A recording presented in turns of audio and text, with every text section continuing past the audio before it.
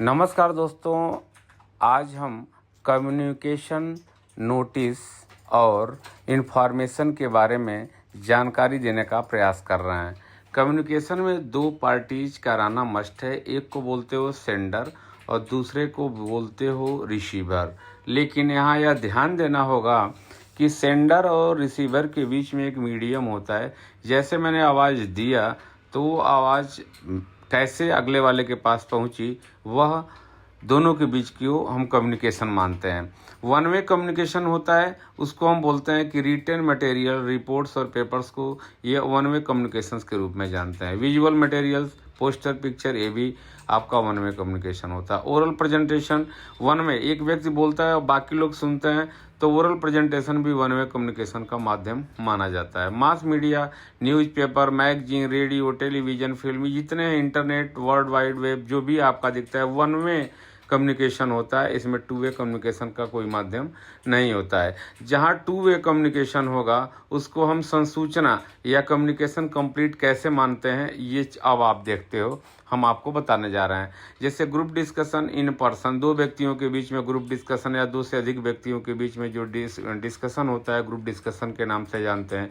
One on one discussion, एक से दूसरे के बीच में जो डिस्कशन होता है। फिजिकल, इलेक्ट्रॉनिक, बुलेटिन बोर्ड पे जो बैठ करके करते हैं वो भी, मतलब कम्युनिकेशन में जो माध्यम बनता है, टेलीफोनिक, वीडियो फोन पे जो भी हम बातें एक दूसरे के आमने सामने करते हैं, एक बोलता है, एक सेंडर और रिसीवर के बीच में जो चीज़ें चलती हैं उसको टू वे कम्युनिकेशन बोलते हैं। लेकिन जब एक व्यक्ति सीधा कोई बोलता है और बाकी लोग सुनते हैं तो वन वे कम्युनिकेशन उसको बोला जाता है। इससे स्पष्ट होता है कम्युनिकेशन और इन्फॉर्मेशन में बहुत ज़्यादा डिफरेंस हो जाता है। लेकिन इसको जानने के लिए बहुत और भी सारी चीज़ों को, हमें लीगल एस्पेक्ट को हमें इसके लिए देखना होगा। अब हम आपको ये बताना चाहते हैं कम्युनिकेशन मॉडल शोइंग और सेंडर और रिसीवर में क्या होता है। सेंडर बोलता है और जब ही वह इनकोडिंग करता है वह रिसीवर के पास जाता है। रिसीवर उसको डिकोडिंग करके चैनल, जो बीच में चैनल बनता है, उस चैनल के माध्यम से उस बात को फिर सेंडर को पहुंचाता है और इसको कंप्लीट कम्युनिकेशन के नाम से जानते हैं। जैसे मैंने बोला और बीच में कोई आवाज़ आ गई या हेलीकॉप्टर गुजर गया या हवाई जहाज़ निकल गई, तो this is not a complete communication या कंप्लीट कम्युनिकेशन संसूचना नहीं मानी जाती है। लॉ में यदि आप इसको देखते हैं तो इस पे बहुत सारी केसें हैं। गौरी मोहम्मद की एक केस है जिसको आप जानेंगे तो आपको समझ में आ जाएगा। अब हम देखते हैं कि क्या होता है। स्टेप वन में सेंडर, सेकंड में आता है कि मैसेज डिलीवर करता है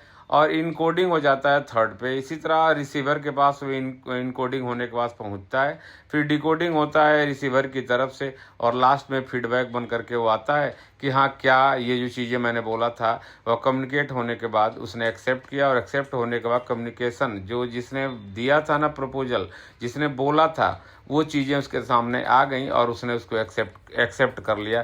this is known as a communications completed. इसको हम कम्युनिकेशन कंप्लीटेड के नाम से जानते हैं कि संसूचना पूर्ण हो गई। अब आप आगे देखते हो कि कम्युनिकेशन, इन्फॉर्मेशन और नोटिस, ये थ्री वर्ड जनरली यूज होते हैं अलग अलग में। जैसे आप जाओगे तो अलग अलग एक्ट में अलग अलग चीज़ें आपको दिखाई देंगी। लेकिन इन्फॉर्मेशन में क्या होता है कि शेयरिंग फैक्ट और डिटेल्स, शेयरिंग ऑफ फैक्ट और डिटेल्स, हम फैक्ट को डिटेल रूप में हम उसको देते हैं, इन्फॉर्म करते हैं जो आगे वाला व्यक्ति है उसको, वो ये सीधे सीधे इन्फॉर्म किया जाता है। मतलब मैं आपको सूचित करता हूँ कि ये चीज़ें हैं और आप सुन लेते हो। नोटिस में क्या होता है, यह फॉर्मल तरीका होता है, रिटन तरीके से अनाउंसमेंट किया जाता है, इसको हम नोटिस बोलते हैं। हम अक्सर देखते हैं कि बहुत सारी नोटिस बोर्ड पे लिखा रहता है नोटिस, मतलब सूचना, मतलब मैंने फॉर्मल तरीके से आपको दिया। कम्युनिकेशन में मैंने आपको अभी बताया, कम्युनिकेशन में दो चीज़ें होंगी, एक्सचेंज होगा इन्फॉर्मेशन का एक दूसरे को, एंड कंप्लीट हो जाएगा, जो पहला बोलता है दूसरा उसको सुनता है प्रॉपरली। थैंक यू, धन्यवाद।